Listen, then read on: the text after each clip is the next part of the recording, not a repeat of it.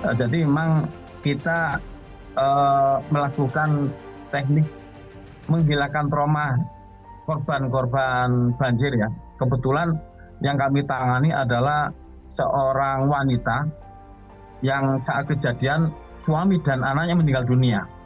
Sehingga ini trauma pukulan terberat bagi beliaunya.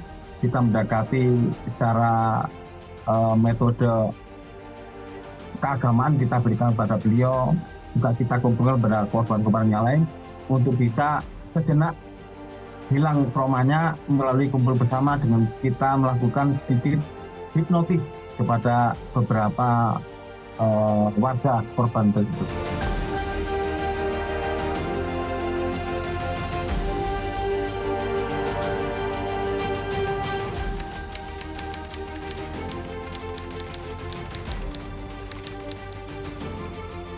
Memang cara yang kita lakukan yaitu kepada beliau ini satu melalui pernafasan, dan memang kalau bunyinya tahalun enggak, ini karena metode bagaimana dialog yang kita sampaikan itu masuk kepada pola pikir mereka, sehingga yang namanya hipnotis ini adalah pola kata untuk bisa kita sampaikan menyentuh hati mereka. Memang tidak lepas dari beberapa kondisi kita harus kita tenangkan dulu selaku pemberi hipnotis, kemudian kepada klien kita berikan wajah-wajah yang baik yang bisa masuk ke hati mereka.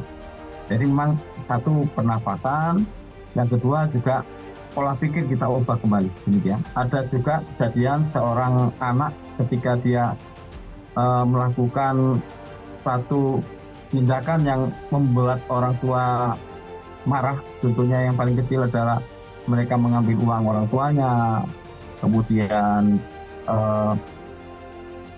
mereka mencari kesenangan di luar. Kita lakukan itu pendekatan cara hipnoterapi, alhamdulillah mereka bisa sembuh dibandingkan cuma wejangan saja. Demikian.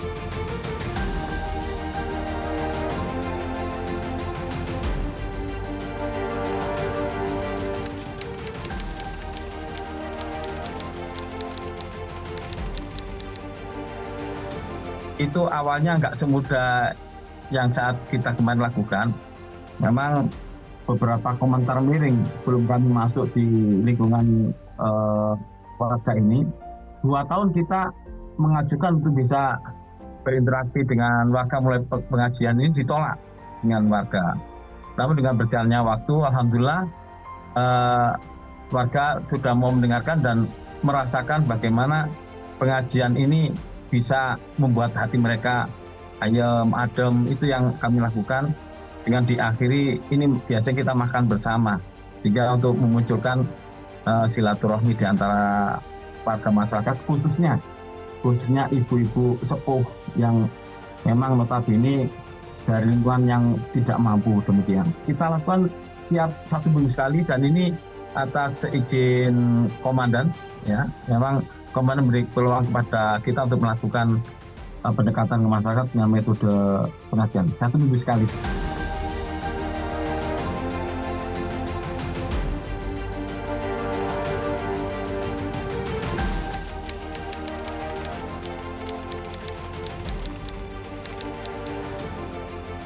Selama kami mendirikan majelis ini tidak dipungut 1 sen pun untuk biaya itu. Memang dari diri kami pribadi, dan alhamdulillah ada sebagian jamaah yang mampu akhirnya juga mau ikut bersedekah. Ini memang kita sosialisasikan tentang sedekah. Tidak usah kita menunggu kaya, tapi apapun keadaan kita bisa bersedekah, itu yang terbaik dibandingkan kita menunggu sedekah dari orang lain.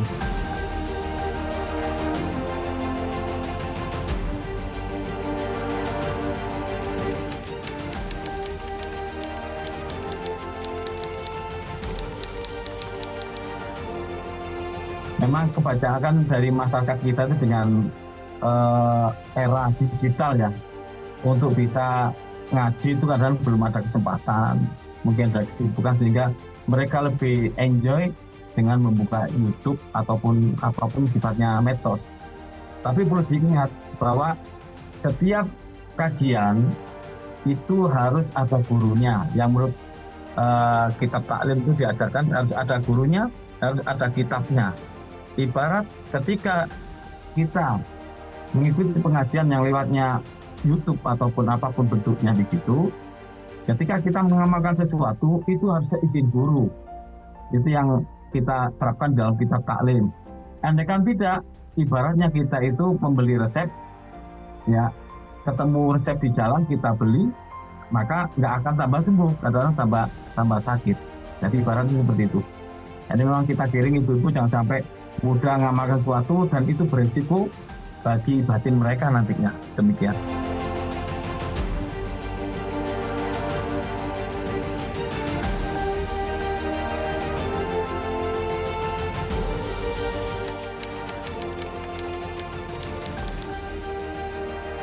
Dan memang alhamdulillah kita sudah berapa tahun ya kita melakukan itu, dan kita bukan menggandeng diri saya pribadi, juga mengajak pimpinan-pimpinan. Alhamdulillah responnya di polisi luar biasa, mulai dari pimpinan sampai angkatan rendah pun itu ikut peduli di sana, sehingga bukan kami saja yang membantu mereka, tapi ini bagian dari sodako rekan-rekan yang ada di Polresta untuk kelengkapan para anak-anak yatim itu. Memang kasihan sekali kalau nggak kita bantu siapa lagi.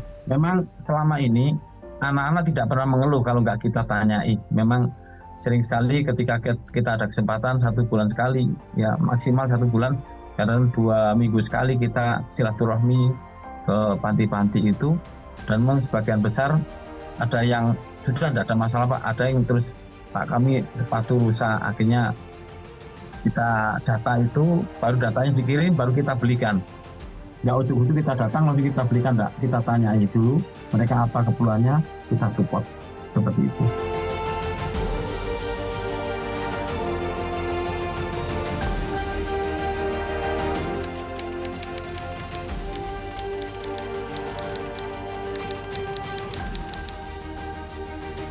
Memang teknik yang kami lakukan, kita bukan cuma berkata-kata, tapi kita bisa berbuat di awal dari kita, bukan di awal dari komandan. Di awal dari diri kita, untuk bisa orang berbuat baik dari diri kita sendiri, di awal dari diri kita, insya Allah pasti sesuatu hal kebaikan Allah ridhoi, maka siapapun orang pasti akan ikut hal kebaikan tersebut. Memang ketika kita melakukan seperti itu, ini ada perasaan kita itu seperti berdosa.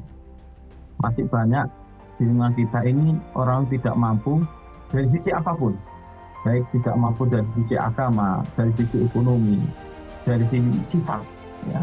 Sehingga memang ada kemarin yang kita lakukan terhadap beberapa tahanan yang akhirnya mereka cepat sadar dibandingkan sebelum-sebelumnya mereka ingin berontak sekali ketika ditahan. Ini bagian dari sentuhan. Memang kita mengajarnya kepada guru-guru kita ya, para ulama itu berdakwah pasti banyak usianya. Itu yang pertama. Juga ketika kita melihat para pemimpin Polri yang luar biasa. Ya. Jadi kalau ngomong ada anggapan bahwa pemimpin hanya sekedar ngomong, mungkin ada. Tapi bagi saya yang selama ini jadi anggota Polri, sosok pimpinan yang kami hadapi harus sosok pimpinan hebat semua. Mereka bukan cuma ngomong, tapi mereka berbuat. Sehingga jargon mereka yang seperti Pak Budi Hermanto ini menyatakan, tidaklah kita bangga menjadi orang hebat, tapi jadilah manusia yang bermanfaat. Ini yang kita buat pegangan. Ada 3 hal yang harus dijadikan renungan kita bersama. Yang pertama, janganlah kita mudah mengeluh.